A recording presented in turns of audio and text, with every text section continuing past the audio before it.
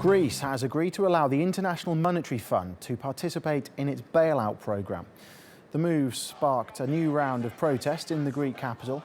The IMF's involvement has been a key condition from European creditors to ensure Athens implements its reforms. Greece has promised a number of austerity measures, including an overhaul of its pension system to secure $72 billion in aid. Well, for more on this, let's cross to Elena Casas in Brussels, who joins us now. What are the conditions then that Greece has agreed to, and what's the significance? Well, bear in mind, Greece hasn't actually agreed to any new conditions today, but the fact that it's agreed to accept the IMF being part of this third bailout probably means it will end up agreeing to harsher measures down the line.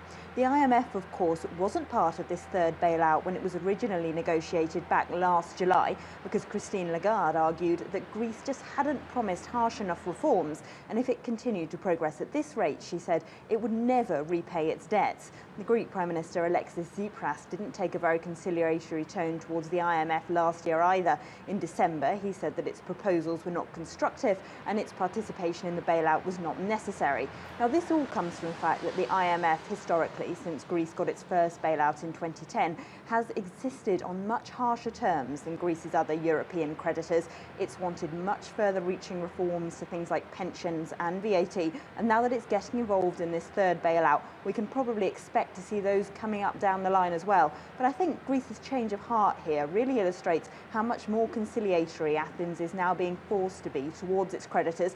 Of course, it spent much of 2015 trying to stand up, trying to reject those measures that the creditors were trying to force on it at the time.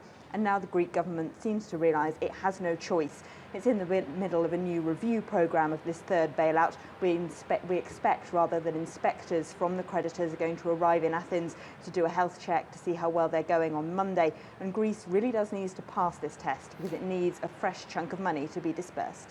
Well, Greece recently submitted the first draft of some key reform proposals.